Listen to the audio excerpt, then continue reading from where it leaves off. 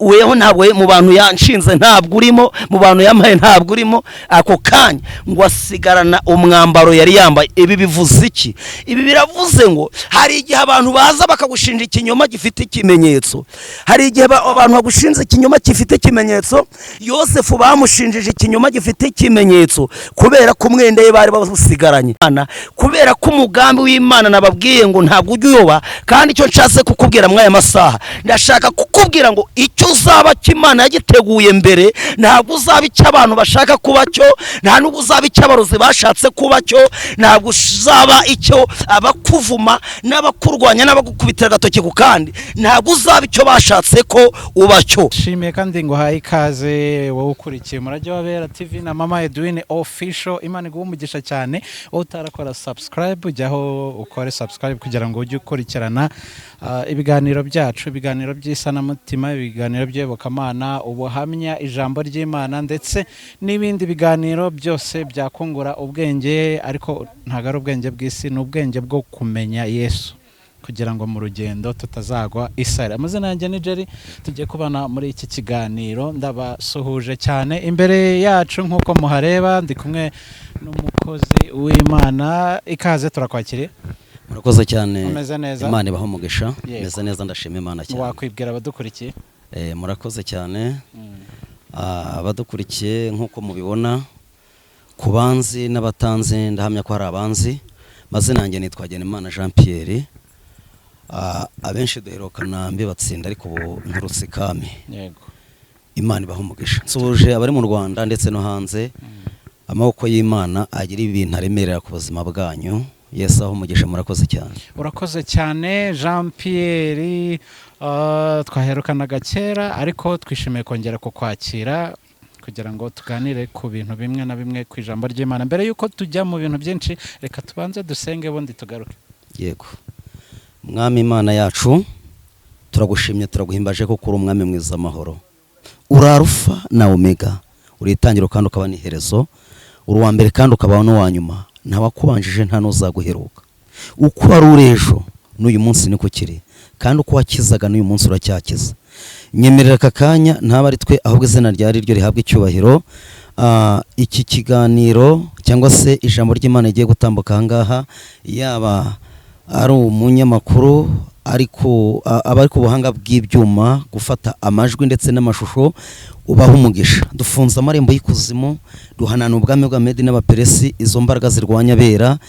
Kubw'imbaraga z'Imana zishobora ibintu byose, ibitavuga Imana nibiceceke. Reka abadukurikiranye bose ubagirire neza. Gusenga ni ukwacu, gukora ni ukwawe. Twizeye ko bikoze byose ni mu izina rya Yesu. Amen. Amen. Urakoze cyane Jean Pierre. Karame. Abantu ntago bajya babisobanukirwa cyane, cyangwa n'ababisobanukiye hari ukuntu babyumva kuri wowe. Iyo umuntu avuze ngo kanaka ni umukozi w'Imana cyangwa ngo ni umuhanuzi, ni profete, umukozi w'Imana kuri wowe ni muntu ki? Ubyumva ute ukimara kumva iryo jambo? Murakoze cyane. Ikibazo cyiza gihwanye mbese nkunda cyane. Muri iyi minsi utambutse hirya no hino mu nsengero zigiye tandukanye cyangwa se mu biterane runaka, usanga abantu bavuga bati twe turi abana b'Imana ntituri abakozi b'Imana. Ariko ngiye maze iminsi nsobanurira abantu uburyo turi abana b'Imana kandi tukaba n'abakozi b'Imana.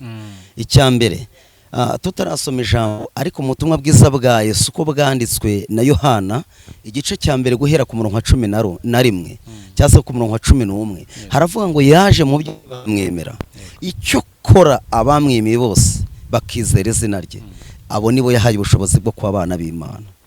Abo ntibabyawe n'ubushake bw'umugabo cyangwa umugore, ahubwo babyaye Imana.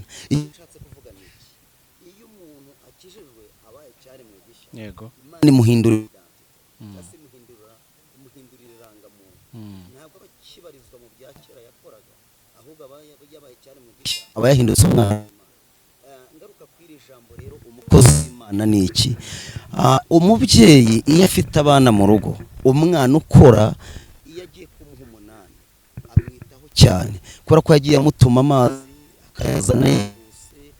Rero kuvuga ati uyu mwana ni umukozi, bishaka kuvuga ngo nabiravuga ngo uwo mukozi ngo oya ntakarye. wabyumvise ibi bivuze iki rero bishaka kuvuga ngo waba umwana w'Imana kandi ukaba n'umukozi wayo kubera ko uri umwana wayo ariko uranayikorera ukora ibyo ishaka rero nguwo umukozi w'Imana uwo ari we. Yego Jean Pierre urakoze cyane.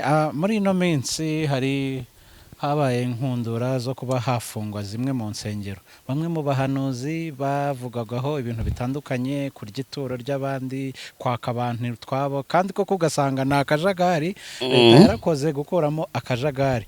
Wowe ku ruhande rwawe wabyakiriye gute? Uruhande rwanjye uburyo nabyakiriye usibye no kuvuga ngo leta reka mpere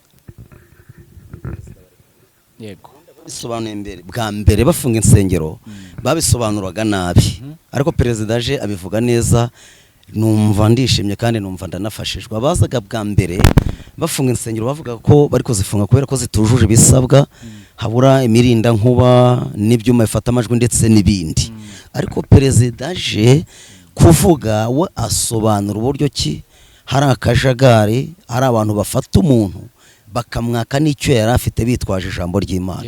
Nsanga ahubwo ari mu murongo mwiza, nsanga ahubwo uhereye na kera ugiye mu mateka ya Bibiliya iyo Imana yageraga ibintu ishaka gucyaha ntabwo Imana imanuka nk'ikimanuka ngo igwe hasi. Icyambere Imana nayikuboneramo cyangwa se ho wayimboneramo. Bishaka kuvuga ngo rero Imana ibasha gukorera mu buyobozi ishaka kugira ibintu icyaha. Rero ngenda ndabyemeranya n'ibiriho kuko nanjye hari ibyo nabonaga nanjye nkabona. Icyambere kubona kumva ngo umuntu akakubwira ati kugira ngo musengere Imana ikora imirimo n'ibitangaza nuko uratanga ibi mukajya mbese mukajya mu biciro, nta Mana ikora gutyo. Umuntu akavuga ati Imana inyeretse ibi n'ibi. Hari ikintu gerutse kumbabaza, mbona umuntu yarahitinze muri social media, wenda mwe mwantanze kubireba, ariko ubwira umuntu w'umusore ngo yari afite ibibazo ibi n'ibi ngo karande ibi n'ibi ngo ariko Imana iravuze ngo atanga igitambo cy'ibihumbi 300. Ndumva Imana iguhumugisha cyane ngo ibihumbi biriya ni ibinyoma, nta Mana ikora kuriya. Gusa ikintu nemera cyo ni kimwe, hari ibintu abantu bajya bashidikanyaho. Urugero bakavuga ngo wenda ngo umuntu nta ngo yagusengeye cyangwa ugasengera umuntu ngo agwaye ikintu ngo ushobora kucyanga ngiye ukimpaye nagifata. Ituro niryo bita ituro ry'abamenye. Umva icyo nshaka kukubwira ahangaha, iyo ugiye mu mateka ya Bibiliya usanga hari uwo bita abahanuzi benshi, ariko hari uwo bita Elisa. Namani wari urwaye ibibembe yaraje aje ngo biturutse ku mugaraguye ku mwana w'umukozi yari afite mu rugo wagerageje kubona ibyo bibembe, abwira nyirabuja aravuga ati databuja iyaba yarazi umuntu w'Imana uri mu gihugu cya Israel, cyangwa se iyaba yarazi Imana iri mu ikorana n'Abisirayeli, cyangwa se mbese mu yandi magambo ubundi Imana uvuga ahantu bitewe naho wayiboneye. Imana ashobora kuyibonera muri Ararume, kavuga nkabwira nk'abantu ikintu yaba mwari muzi Imana iri gukora ibitangaza muri Ararume, noneho nuza Namani akibimenya ngo afata ibiguzi, afata abagaragu, afata indogobe, ngo afata ibintu amatandiko ngo atereka ku ndogobe aragenda. Ariko akigera mu gihugu cya Isiraheli, Elisa umuntu w'Imana, umwana w'Imana, umuhanuzi w'Imana cyangwa se bamenya nk'uko wari ubivuze, arangije ngo akimubona amutegeka kujya kwikoga cyangwa se kwiyuhagira inshuro 7.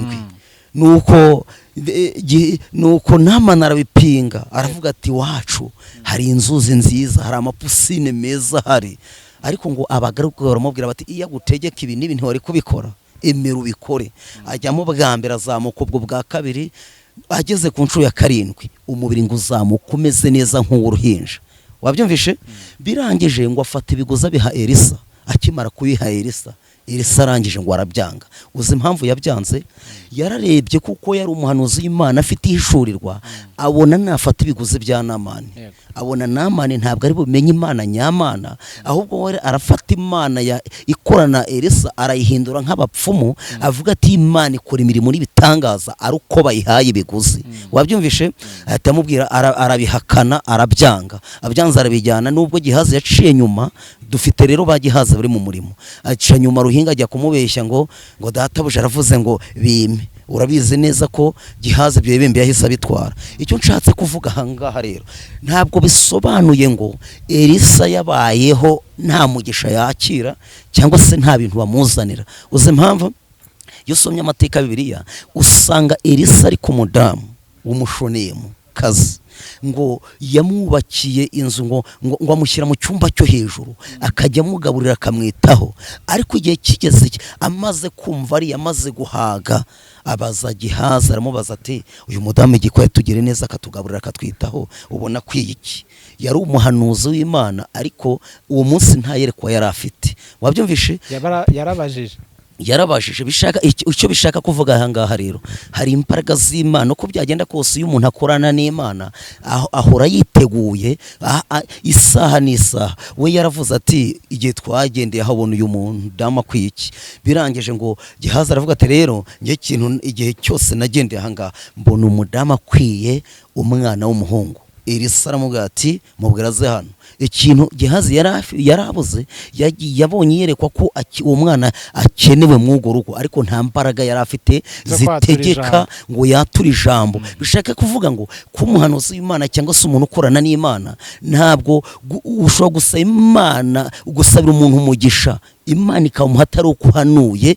Kubera iki? Hari imbaraga z'Imana zigendana n'abantu bizera Imana, hari imbaraga z'Imana zikorana n'abantu babana n'Imana ibihe n'ibihe. Wavuze ngo amin, haleluya. Birangije ngo ako kanya Elisa ngo ahita avuga ati none ubwira umudamu maze ngo akiza. Elisa amubaza ijambo rikomeye, aramubaza ati ese urashaka kumenyekana tukumenyekanisha ku mwami? Ngo umudamu arasubiza ati oya, njye ibyo nkeneye ndashaka ko umubasha. Icyo yarashatse kuvuga yashatse kuvuga ati ngenda guhora mbana n'Imana ibihe n'ibihe. Ngo ahita amubwira ati igihe cy'umwaka nikigaruka uzaba ukikiye umwana w'umuhungu. Muri make Elisa byatuye atari uko Imana yamubwiye ko akenewe, ahubwo umugaragu we niwe wabivuze. Ariko Elisa kubwo budahangarwa n'amavuta y'Imana muriho ahita ategekera mu kwizera, aravuga ati igihe cy'umwaka nikigaruka. Igihe cyarageze uwo mwana aravuka, nubwo biri tugaragaza ko ari n'igihe yaje guhura n'ikibazo agapfa, ariko bigaragara ko Elisa yongeye kumusengera umwana aza kuzuka aza kuba muzima. Aho nari nshatse gushira itandukaniro, wabyumvishe? Bishaka kuvuga ngo ushobora gusengera umuntu akaguhamagara akavuga ati ndumva nshaka ko twishimana kuko ibyo twasengeye byakemutse. Ibyo nta cyaha kirimo. Wabyumvishe? Umuntu ashobora kubwira ati waransenye numva nshaka gukoraho umugisha. Ibyo nta cyaha, ariko ngiye ibintu ntajya nemera kuvuga ngo ndagusengera uramba amafaranga ya nayo kugira ngo ibikemure. Ijambo ry'Imana waduteguriye nta kibazo. Murakoze, Imana ibaha umugisha.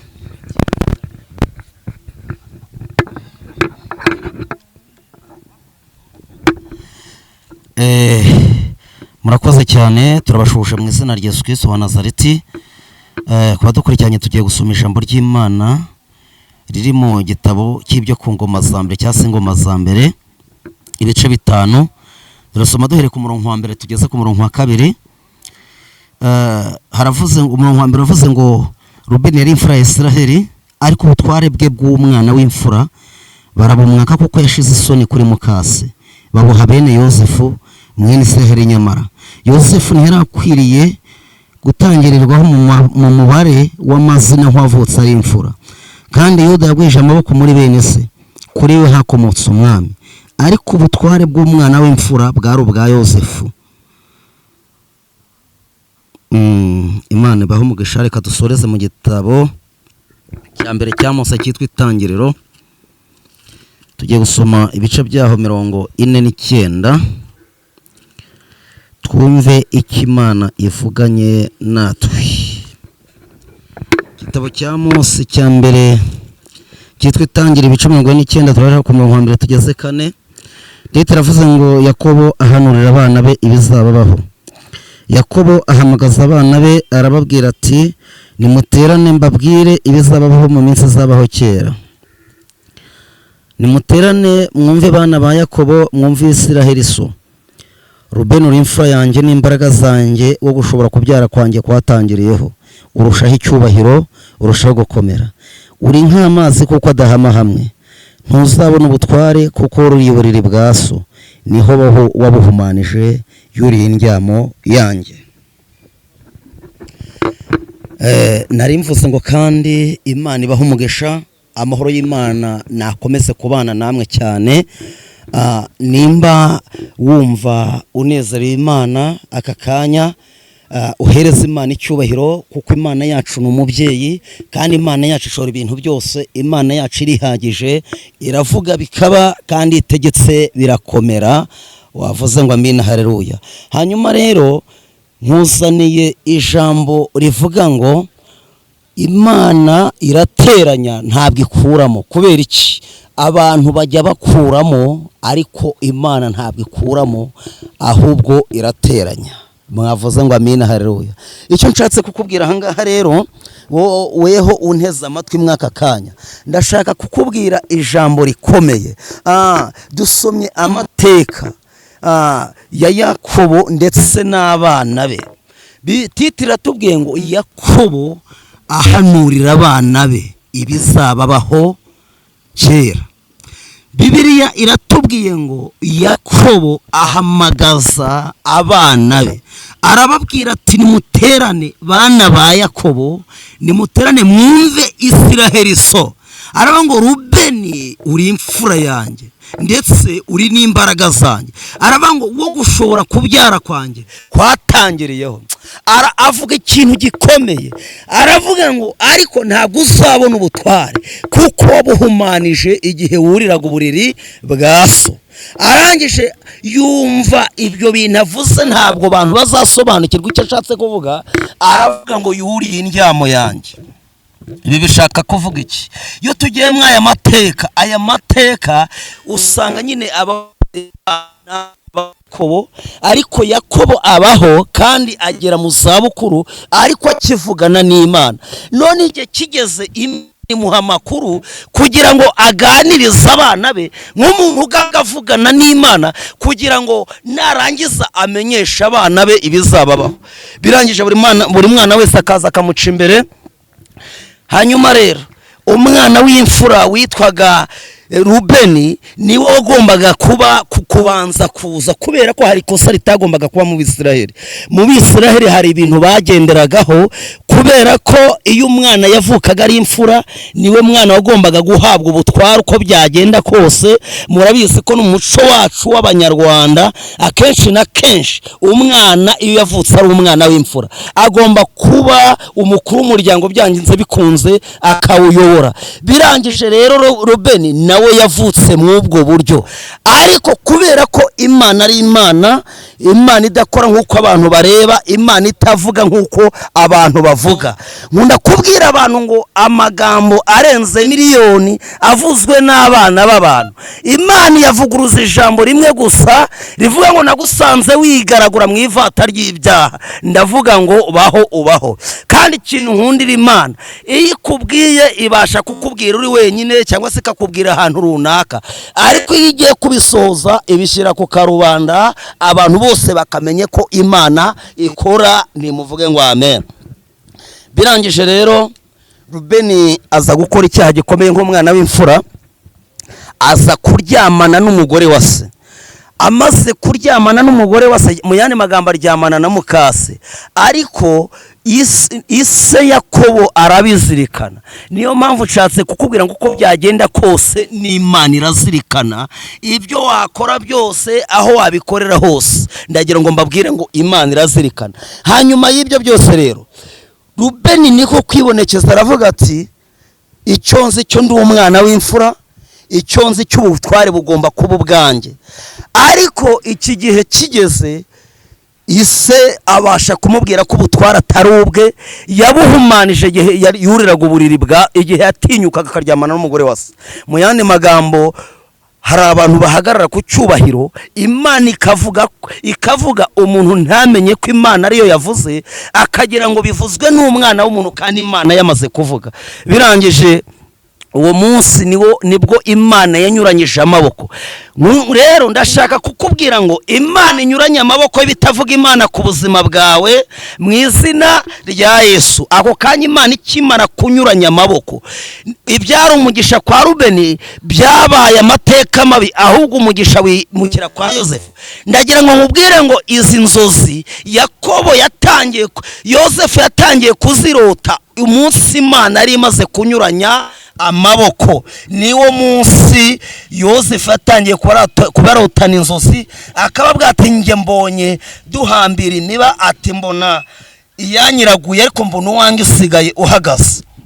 Mu yandi magambo, birangije batangira gushaka kurwanya icyo Imana yavuganye na Yosefu. Ariko ndagira ngo mbabwire ngo uko byagenda kose umugambi w'Imana ntabwo ujya uyoba ku buzima bw'umuntu.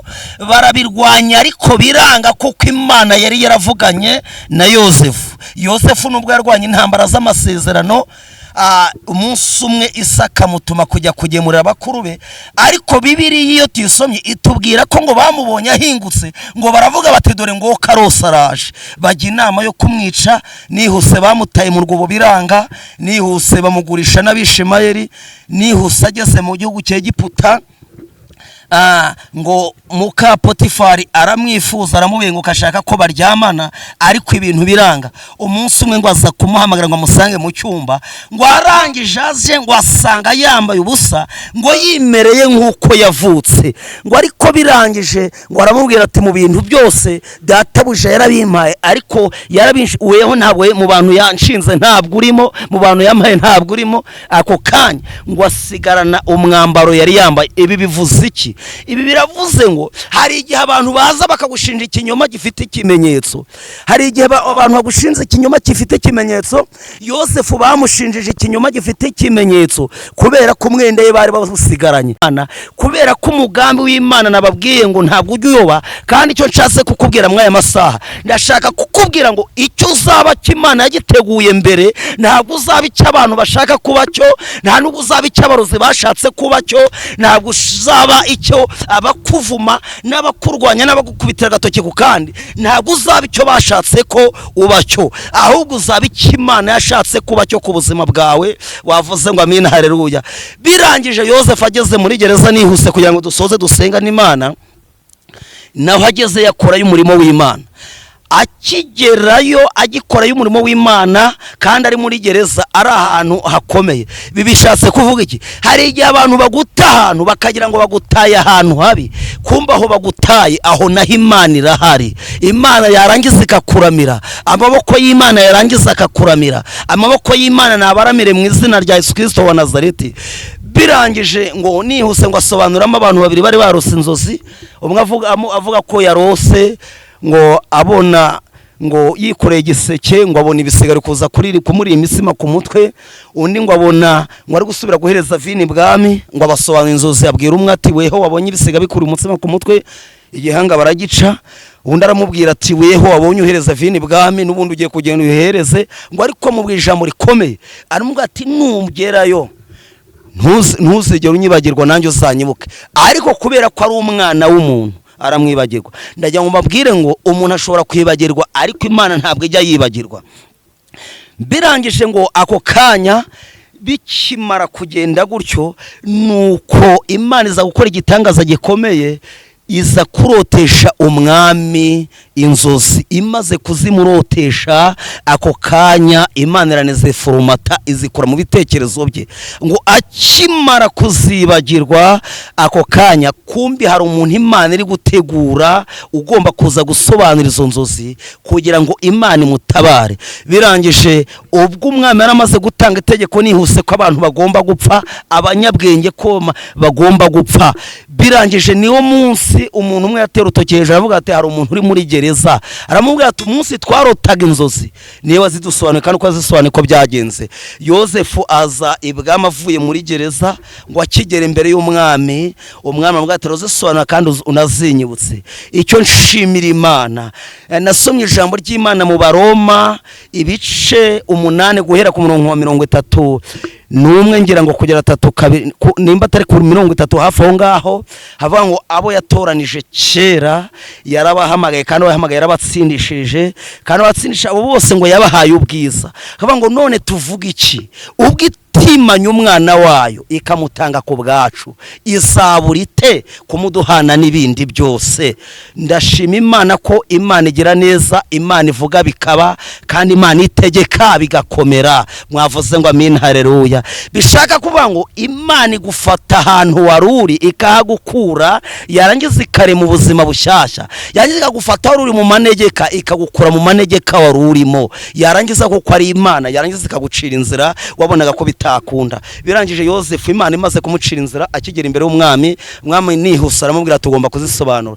Yarazimwibukije ananizisobanura, mubwira uburyo ki yarose inka 7 zibyibushye ziva mu nyanja, akaroti zikurikiyeho zinanutse ziza zikarya izibyibushye, ngo amubwira iby'amahunda byibushye y'amasaka nananutse nihuse. Aramubwira ati ibyo byose bisobanura imyaka 7 y'uburumbuke. Amubwira noneho indi myaka 7 inzara izakurikiraho, ariko ngo birangije amugira inama. Icyo nshimiye Imana nuko hari abantu Imana yahamagaye. Hari umuntu ushaka kuza akakubwira ubutumwa bwiza, ariko agasiga kugiriye n'inama, agasiga kweretse n'insinzi y'ubutabazi bwawe ahantu buri. Birangije ngo arangije aramubwira ati mwami nyagasani, mbaye ndi nkawe mu myaka 7 y'uburumbuke, nahita nshaka umuntu agashiraho ikigega, yangiza akagihagararira, buri muturage wese uko yejeje imyaka akajya asa n'ibyo kurya agashiramo. Imyaka 7 inzara yazakurikiraho ikazaza mu gihugu cya harimo ibyo kurya. Ariko ngo ako kanya icyo nkundira Imana, ngo umwami yitegereza Yosefu, ngo arangije aravuga ati twakura hehe umuntu w'umunyabwenge uri mu mwuka w'Imana nkawe. Ndashaka kugira ngo mbabwire ngo Imana ishimwe kandi Imana ihimbazwe. Hakeneye umuntu ufite ubwenge bw'Imana kandi uri mu mwuka w'Imana. No mpamvu ijambo ry'Imana muri Yobu 28:28 havuga ngo maze ibwira umuntu iti dore kubaho Uwiteka nibwo bwenge, kandi kuva mu byaha niko kujijuka. Imana ibagire neza mu izina rya Yesu, Imana ibane namwe mu izina rya Yesu. Niyo mpamvu twasomye icyo nihuse ntarageraho twasomye, nari nshatse kukugaragariza uburyo ki Imana itareba nk'abantu. Nuza Rubeni yarahagaze kuko ari imfura, ariko aza kwinjiza fraude y'icyaha muri we ntiyakihana, umugisha wimukira kwa Yosefu. Niyo mpamvu rero twasomye ijambo ry'Imana dugisorejo tugasenga Imana mu ngoma za mbere ibice 5 ku murongo wa 1 n'uwa 2 havuga ngo Rubeni yari imfura ya Isiraheli, ngo ariko ubutware bw'umwana w'imfura barabumwaka babuha Yosefu. Hatubwiye ngo Yosefu ni yarakwiriyeho mu mubare w'amazina nk'uwavutse ari imfura.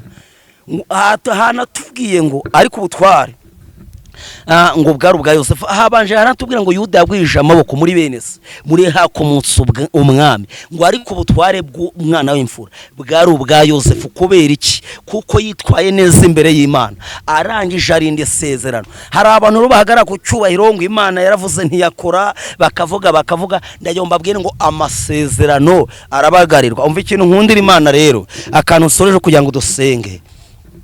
Ikintu nshimiye Imana nuko Yosefu hanyuma yo gutabarwa, mbibutse ko ari umuntu wari watumye ajya muri gereza, Imana imukoze isoni muka Potifari ndetse n'umugabo we.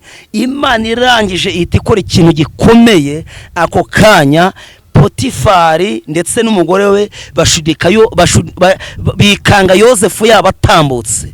Imana igira ibyo gusimbutsa mu izina rya Yesu. Nababwiye ngo Imana irateranya, ntabwo ikuramo, abantu bakuramo, ariko Imana igateranya. Nicyo cyatumye Dawidi bamukuramo, Imana imukuyemo imugira umwami. Imana ibaho umugisha. Ndashoje. Amahoro y'Imana bane namwe mu izina rya Yesu, amen.